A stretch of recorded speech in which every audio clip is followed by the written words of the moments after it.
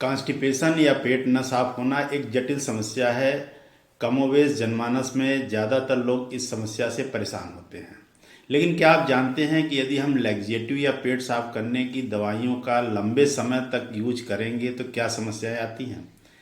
Generally हर व्यक्ति या इस तरह से परेशान व्यक्ति ऐसी औषधियों का बहुत लंबे समय तक यूज करता है और एडिक्शन क्रिएट होता है। यानी जब वो दवाइयाँ नहीं लेते हैं तो अगले दिन लैट्रिन नहीं होती है, शौच को नहीं जाते हैं, पेट फूलने लगता है, पेट में दर्द, क्रैम्प या गैस भरना, इस तरह की समस्याएं आती हैं।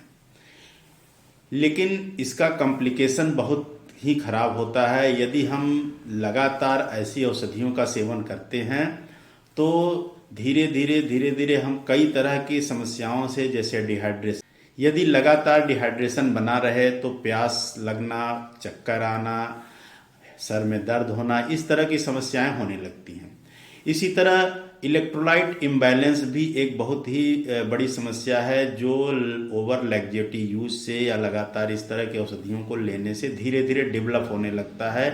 तो हमारे शरीर को जो मिनरल्स चाहिए नॉर्मल क्रियाकलाप के लिए, बॉडी की एक्टिविटी के लिए, वो मिनरल्स की कमी होने से इलेक्ट्रोलाइट इम्बैलेंस होते हैं, जिससे पाल्पिटेशन, घबराहट, उलझन, इस तरह की समस्याएं और थकान, कमजोरी महसूस होने लगती है। मांसपेशियों में कमजोरी आने लगती है क्योंकि इलेक्ट्रोलाइट बहुत ज़रूरी होता है मांसपेशियों की गतिविधि को मूवमेंट करने के लिए। तो यदि इलेक्ट्रोलाइट इम्बैलेंस होता है तो मांसपेशियों में भी कमजोरी आने लगती है। सबसे बड़ी समस्या होती है कि यदि हम लैक्सेटिव को लगातार यूज करते हैं या इस तरह की औषधियाँ पेट साफ करने की हम लगातार लेते हैं तो उनको छोड़ना मुश्किल होता है। जैसे ही हम बंद करते हैं फिर वही समस्या आती है, फिर उससे तगड़ी, उससे ज़्यादा पावरफुल औषधियों को लेने का प्रयास करते हैं, तो वह भी एक जटिल समस्या होती है। इसके साथ साथ इलेक्ट्रोलाइट इम्बैलेंस यदि होता रहता है तो गुर्दे में भी खराबी आने की संभावना होती है। गुर्दे का क्रियाकलाप धीरे धीरे बिगड़ने लगता है और सोडियम, पोटेशियम, कैल्शियम, ये सब डिफिशिएंसी होने से शरीर में कई तरह के कॉम्प्लिकेशन आने लगते हैं। ऐसे रोगियों में जो इस तरह के दवाइयाँ यूज करते हैं तो उनमें हार्ट की भी समस्या आती है। यानी अगर इलेक्ट्रोलाइट इम्बैलेंस होता है और पोटेशियम की कमी होती है या सोडियम में पोटेशियम का बैलेंस जो है अनियमित होता है तो एरिथमिया यानी कि हार्ट की जो धड़कन होती है वो अनियमित होने लगती है। पाल्पिटेशन, घबराहट बहुत ही सामान्य ऐसे व्यक्तियों में होता है।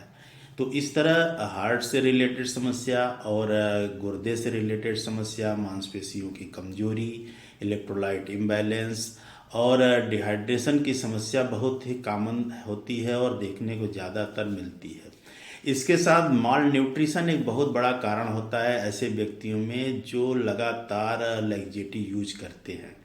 क्योंकि नॉर्मल एक्टिविटी में होता क्या है, जब हम भोजन करते हैं तो भोजन के पाचन के बाद उसका एब्जॉर्प्शन होता है, तो जो न्यूट्रिएंट्स शरीर को मिलने चाहिए वो प्रॉपर रूप में एब्जॉर्ब होकर बॉडी में सर्कुलेट होते हैं और हमारी कोशिकाएं उसका यूज करती हैं। शरीर के विभिन्न क्रियाओं में वह काफ़ी लाभदायक होता है। लेकिन यदि लैक्सेटिव यूज करते हैं तो उसमें होता क्या है कि आंतें हमारी उस तरीके से एब्जॉर्प्शन नहीं कर पाती हैं जितना उसे करना चाहिए। तो वो न्यूट्रिएंट्स, वो मिनरल्स, वो विटामिन्स, ये सब चीज़ें प्रॉपर एब्जॉर्ब ना हो पाने से धीरे धीरे शरीर कमज़ोर होने लगता है और हम डिफिशियंसी डिसऑर्डर के शिकार होने लगते हैं।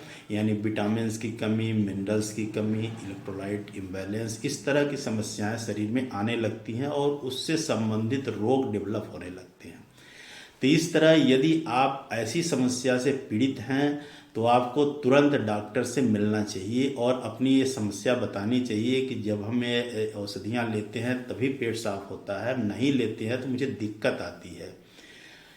आंतों में धीरे धीरे जो हमारे इंटेस्टाइन है उसमें भी गड़बड़ी आने लगती है, आंतें कमज़ोर होने लगती हैं, इरिटेट होने लगती हैं और कभी कभी पर रेक्टल ब्लीडिंग या गुदा मार्ग से ब्लड आने की संभावना, सूजन होने की संभावना भी होती है। कभी कभी काफ़ी टेनेस्मस या प्रेशर या दर्द भी महसूस होता है क्योंकि नर्व्स और मसल्स कमज़ोर होने लगती हैं कोलन की, हमारे जो बड़ी आंत है। तो ऐसी चीज़ें बहुत सामान्य नहीं है। यह ओवर लैक्सेटिव यूज़ यानी ज़्यादातर लगातार इस तरह के औषधियों का प्रयोग करने से ये समस्या आती है। तो इसके लिए अपने चिकित्सक से मिलकर सही निदान इसे कराने का प्रयास करना चाहिए। तो जैसी समस्या होती है उसके अनुसार चिकित्सक आपको बताते हैं कि आपको क्या करना है। उसी हिसाब से लाइफ स्टाइल, डाइट, एक्सरसाइज, हर चीज़ को आपको चेंज करने की आवश्यकता होती है।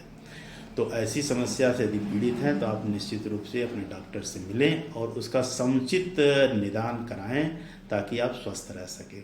धन्यवाद।